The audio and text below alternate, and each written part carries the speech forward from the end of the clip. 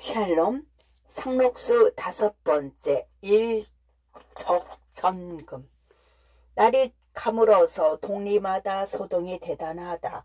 정월 대보름날은 하루종일 진눈깨비가 휘뿌려서 송아지 한 마리를 태우는 놀이판에 햇살을 놓았었고, 모처럼 풍물을 차리고 나선 두레꾼들은 찬비 맞은 쪽제비꼴을 만들더니 그 뒤로 석 달째 접어든 오늘까지 비 한 방울 구경을 못하였다.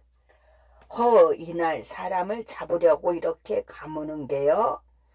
바싹 마른 흙이 먼지처럼 피어올라 불썩불썩 나는 보리밭에 북을 주던 박첨지는 기신 없이 괭이질을 하던 손을 쥐고 허리를 피며 혼자말로 단식을 한다.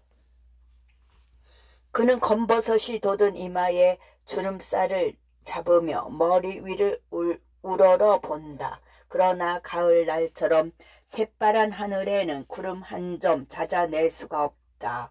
바닷가의 메마른 농촌에 바람만 진종일 쌩쌩 불어서 콧구멍이 막히고 목이 침이 말라 드는 것 같다. 이런 제기, 보리싹이 연골이 말라 비틀어지니 올 여름엔 냉수만 마시고 산다매. 늙은이는 다시 한번 말과 한숨을 뒤섞여 내품고는 이제야 겨우 강아지풀 잎사귀만하게 꼬리를 흔드는 보리싹을 집신발로 걷어찬다.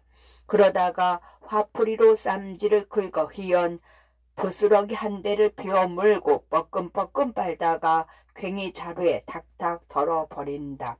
그는 한참 동안이나 멍하니 섰다가 그래도 하는 수 없다는 듯이 멍에 같은 굽은 허리를 주먹으로 두어 번 두드린 뒤에 손바닥에다 침을 퇴퇴 뱉더니 다시 괭이를 잡는다.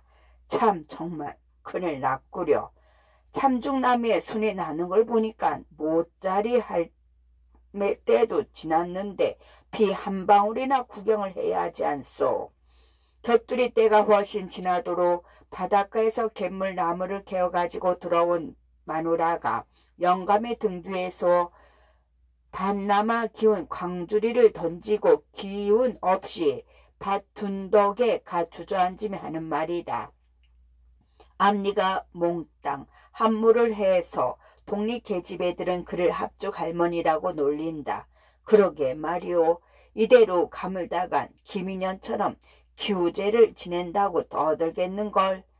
박첨지는 마누라를 흘낏 들여다보고 돌아다보고 중얼중얼 군소리 하듯 한다. 너구리굴 보고 피 물든 버텀 내쏜다고.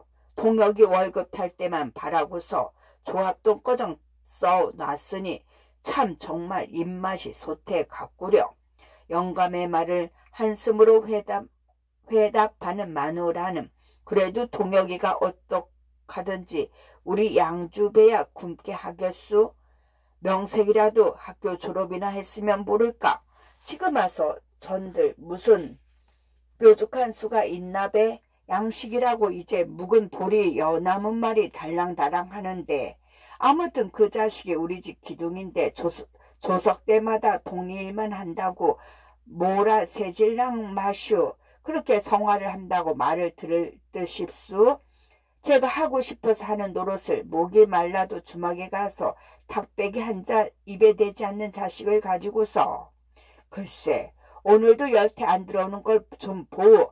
아비가 올 버텀은 일에 힘이 붙여서 당초에 꿈지럭거리지 못하는 줄 뻔히 알면서 나댕기기만 하니 말이지. 그래도 제 딴에 동네에 유조한 일을 한답시고 밥도 제때 못 먹고 돌아댕기는 게 난 가엾어 못 보겠습니다. 아무튼 그놈의 농우행가 강습행가 하는 것부터 없애버려야 해. 동력이 초사에 동리 젊은 녀석들은 한 놈이나 집에 붙어 있어야지. 밤낮 몰려댕기며 역장모의하듯 쑥덩 공로만 하니 밥이 생기나 옷이 생기나. 박첨지는 혀를 끌끌 차며 젊은 사람들을 꾸짖고 마누라는 아들의 두둔을 하느냐고 어느덧 땅거미 주는 줄을 모른다. 몇 방석만한 시뻘건 해는 맞은편 잿배기를 타고 넘는다. 초해를 좀 보시오. 가물지 않겠나. 한쪽을 찌긋한 마누라의 눈에는 흉년이 들 조짐이 보인 듯하다. 그는 유심히 선역 하늘을 바라다 보다가 저기 동혁이가 오는구려 하고 아들의 그림자를 몇 해 만에야 발견한 듯 가벼이 부르짖으며 무릎을 짚고 일어선다. 박첨지 양주의 눈이 부시도로 넘어가는 석양을 등 뒤에 받으면서 잿배기를 넘어오는 동혁의 윤곽은 점점 뚜렷이 나타났다. 회색 저고리 바지에 검정 조끼를 입고 삽을 둘러맨 동혁이는 역광선에 원체 건강한 체격에 더한층 걸대가 커 보인다. 아들이 가까이 오자 점심도 안 들어와 먹고 여태 어디서 뭣들을 했니? 하고 묻는 아버지의 목소리는 아까 꾸짖던 때와는 딴판으로 부드럽다. 공동담 못자리 하려고 물을 푸는데 쌈들이 나서 여태껏 뜯어 말리고 왔어요. 넌 집에 못자린 할 생각도 없고 공동답에만 매달리면 어떡하잔 말이냐. 아버지의 나무라는 말에 동혁은 자차하지요. 물 푸는 게 서투르니까 어떻게 힘이 드는지. 두렁 밑을 파는데도 논바닥이 바짝 말라서 세상 가래를 받아야지요. 하고 집으로 들어가 세수를 하고 발을 씻고 제 방으로 들어가더니 기적 자리 위에 가턱 눕는다. 누웠다는 보다는 진종일 지친 팔다리를 쭉 뻗고 지쳐 늘어진 것이다. 산울 밖에서 걸귀가 꿀꿀거리는 소리가 들리건만 꼼짝도 할 수가 없어서 누워있노라니 저녁 먹어라 하는 어머니의 목소리와 함께 된장찌개 냄새가 허기가 지도록 시장하던 동혁의 코에 맞췄다. 작물을 찔끔 찐 갯줄 나무와 짠지 쪽이 반찬이다. 동화는 그저 안 들어왔어요? 들어오면 같이 먹지요. 동혁은 벌떡 일어나 아우를 찾는다. 누가 하니 수동이네 주막에서 대낮부터 술을 처먹는다더니 여태 있는 개지 뭐고 그 애가 마음을 못 잡아서 큰일 났다. 글쎄 요새 매일 장취로구나. 형도 형세가 붙여서 하다만 공부를 뭘 가지고 하겠다고 허구한 날 성화를 바치니 원살이 내릴 노릇이지. 큰말 강도시내 산에 작은 아들이 대학교를 졸업하고 와설남은 꺼먹대는 걸 보곤 번쩍 더 거염을 대니 어쩌면 좋으냐.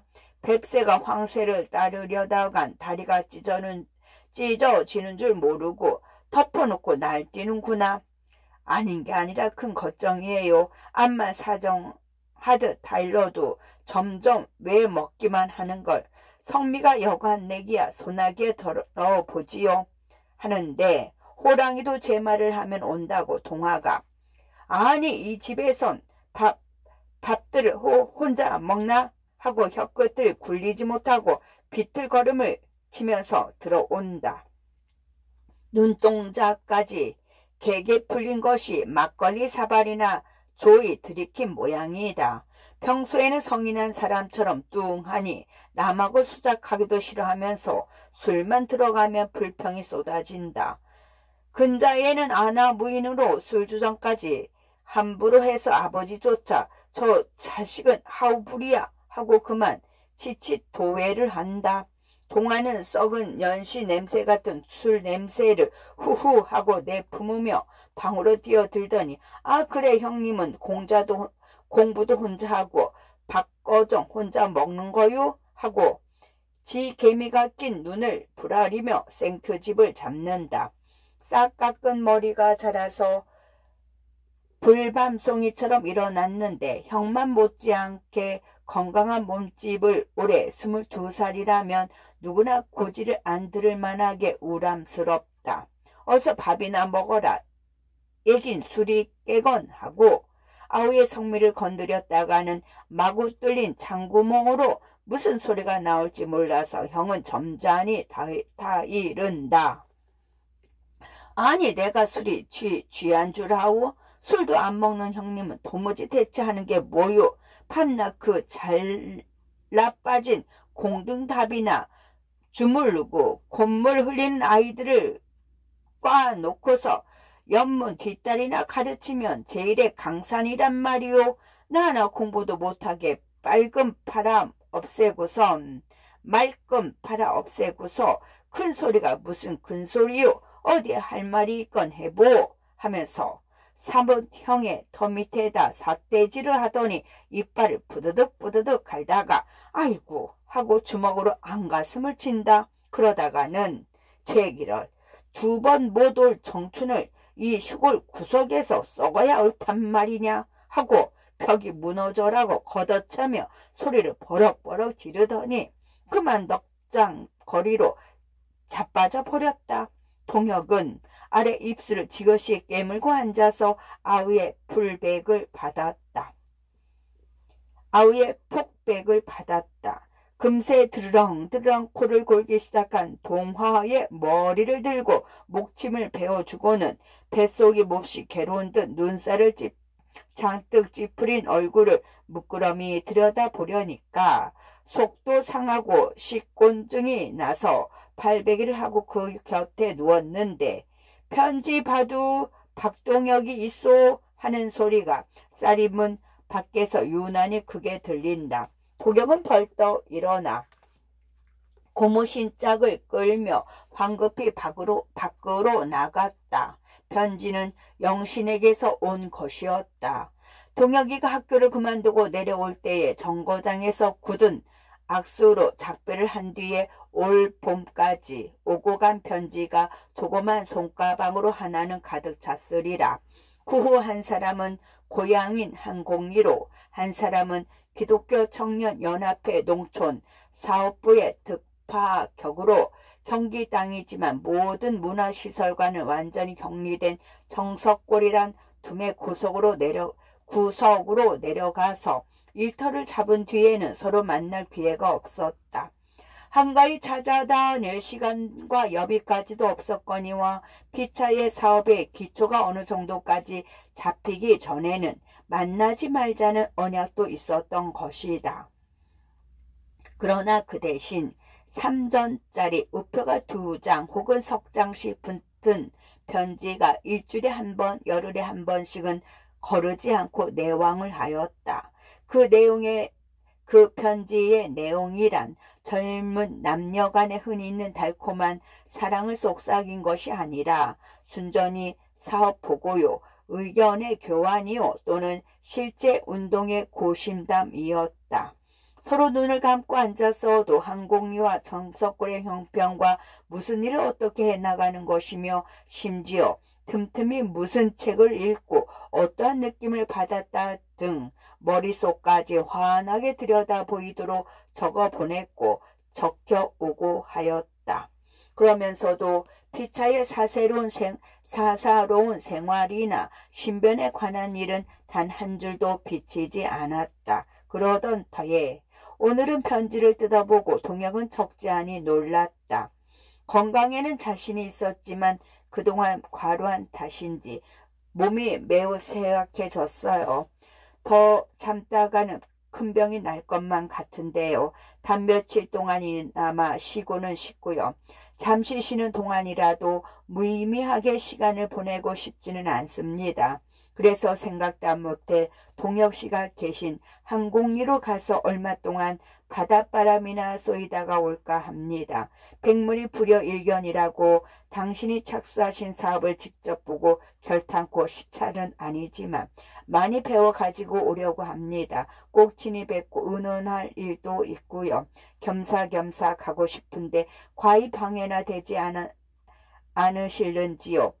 가면은 이 편지를 받으시는 다음 날 화요일 아침 그곳에 도착할 예정입니다. 동혁은 흐릿한 등잔 밑에서 눈을 끔뻑끔뻑하며 몇 번이나 편지를 내려 읽고 읽고 하였다.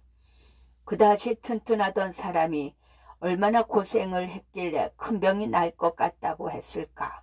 대관절 꼭 친히 만나서 의논하겠다는 일은 무엇일까? 오는 거야 반갑지만 도대체 무엇을 보여주나 무슨 일을 했다고 그동안에 보고를 한단 말인가?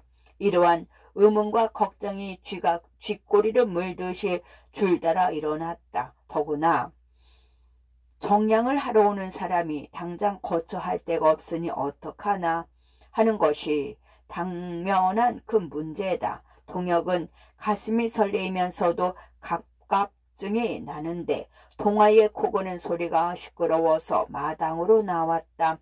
감나무 가지에 낙같은 초생딸이 걸린 것을 쳐다보면서 이런저런 궁리를 하다가 참 벌써 회원들이 다들 모였겠네 하고 다시 안으로 들어가 전번 일요일에 모였을 때의 회록과 오늘 저녁에 여러 사람에게 들려줄 이야기를 조잡아 놓은 공책을 꺼내 가지고 나와서 작은 마을 건배네 집 편으로 걸었다.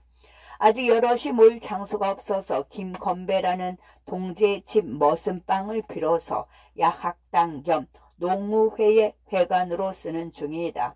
이번 일요일에는 입에 침들이 말라서 가물어서 그늘이 났다는 걱정들만 하다가 진종일 고역에 너무 지쳐서 꾸벅꾸벅 졸고 있는 회원이 대반이나 되었다. 그래서 동혁은 내일도 비가 안 오건 우리 샘물을 길어다 버붙더라도 공동답에만은 못자리를 내도록 하세 하고 일찌감치 헤어지게 하였다. 집에까지 다 와서 축동 앞 다방솔 밑에 주먹으로 턱을 고이고 앉아서 한참 동안이나 으스름한 달빛을 우러러 보다가 달무리를 하니 이제는 비가 좀 오려나 하고 일어섰다. 제 그림자를 길다랗게 끌며 집으로 돌아오자니 간담회 석상에서 처음 만났던 때와 압박골서 둘이 함께 밝히던 정열과 감격에 끊어 넘치던 그날 밤의 모든 정경이 바로 어제런 듯 머릿속에 떠오른다. 그는 영신이가 보고 싶었다. 불현듯이 보고 싶었다. 이틀 동안을 기다리기나 한 이때가 되는 듯이. 이게 무슨 소리야? 밤중에 동혁은 벼랑간 이불을 걷어차며 일어났다.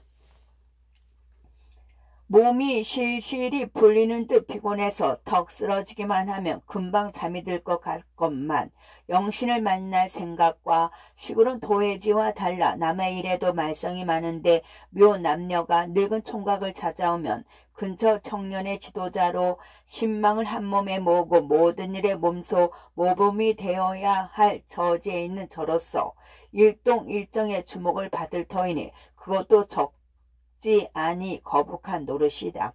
생각에 옥신각신하다가 잠이 어렴풋하게 들었건만 강제로 마취를 당한 듯도 하고 꺼져가는 등잔불처럼 의식에 끔뻑끔뻑하는 판인데 뜻밖의 이상한 소리가 들렸던 것이다. 그저 저녁도 안 먹고 자는 동화의 거치는 숨소리에 섞여 누에가 뽕잎을 써는 것처럼 부스럭부스럭 하는 소리가 간간히 머리맡에서 들렸다. 처음에는 이게 무슨 소리일까?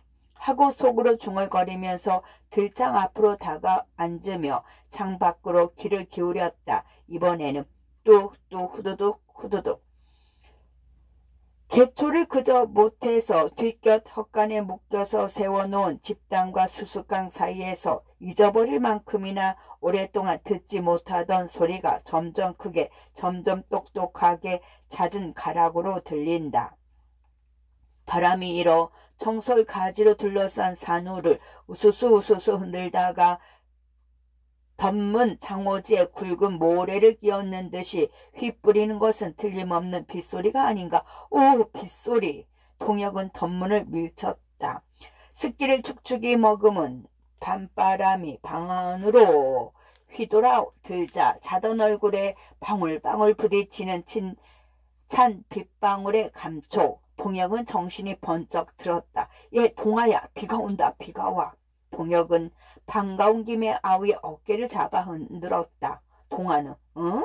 하고 깜짝 놀라 일어나서 두 눈으로 눈등을 비비더니 정말 비가 오? 하고 바깥을 내다본다. 시꺼먼 구름이 장뜩 끼어 별 하나 찾을 수 없는 하늘을 쳐다보다가 젠장 이제야 온다 하고 볼멘 소리를 하고는 목소리를 낮추어 나 아까 주정했수? 하고 형의 얼굴을 바로 쳐다보지를 못한다. 형은 부드러운 목소리로 어서 더 자거라. 이단 버텀 챙기면 그만이지. 다 형의 잘못이다. 하고 문을 닫는다. 그러다가 아우가 엎드리며 머리맡을 더듬으니까 얼른 자리끼 사발을 집어서 입에 대어준다. 동아는 한참 조갈이 심하게 나던 판이라 목을 느리고 숭늉 한 사발을 벌떡벌떡 들이키고는 다시 쓰러진다. 비는 제법 장마 때처럼 주룩주룩 쏟아지기 시작한다. 동혁은 일종의 신비감을 느껴 노래라도 한마디 부르고 싶었다. 10년 만에 만나는 친구의 음성인들 이 빗소리보다 더 반가우랴. 흉년이 들겠다고 벌써부터 쌀금 보리금이 오르고 초목의 새싹이 지질이 다들어 가도록 온갖 생물이 목말라 하던 대지 위에 뚝뚝 떨어지는 빗방울 소리와 그 비를 휘몰고 들어오는 선들바람의 교향악. 그것은 오직 하늘의 처분만 바라고 사는 농민의 귀에라야 각별히 반갑게 들리는 소리이다. 안방에서는 늙은 양주도 잠이 깨었는지 이야기하는 소리가 두런두런하다. 동혁은 창밖으로 발을 내밀고 전금을 주고도 그 한 방울 살 수 없는 생명수를 손바닥에 받아본다. 자리 옷을 훨훨 벗어버리고 뛰어나가서 그 비에 온몸을 골고루 적시다가 땅 위에 디굴디굴 구르고 싶은 충동이 느꼈다. 동혁은 아우가 감기가 들까봐 다시 문을 닫았다. 바람은 파도 소리처럼 쏴쏴하고 머리맡에서 뒤설렌다. 논배미마다 단물이 흥건히 고이고 보리밭, 원두밭이 시커매지도록 빗물이 흠씬 베어 들어갈 것을 상상하면서도 이 우중에 영신이가 어떻게 오나 내일까지만 실컷 오고 말았으면 하다가 스르르 잠이 들었다. 이튿날도 비는 끊임없이 왔다. 동혁은 도롱이를 쓰고 살포를 짓고 나가서 논의 물꼬를 보고 들어왔다. 잠시 뒤에는 신문지를 말끔 몰아가지고 집에서 한 3마장이나 되는 바닷가로 나왔다. 해변에서 새우를 잡아 말리고 준치나 숭어를 잡는 철이 되면 막사리를 나오는 술장수에게 빌려주는 오막사리의 방 한 칸을 빌렸다. 아들은 젖잡이를 하러 나가고 늙은 마누라와 며느리만 집을 지키고 있어서 대낮에도 노젓는 소리와 간간히 뱃노래 소리 밖에는 들리는 것이 없어 여간 조용하지가 않다. 끝.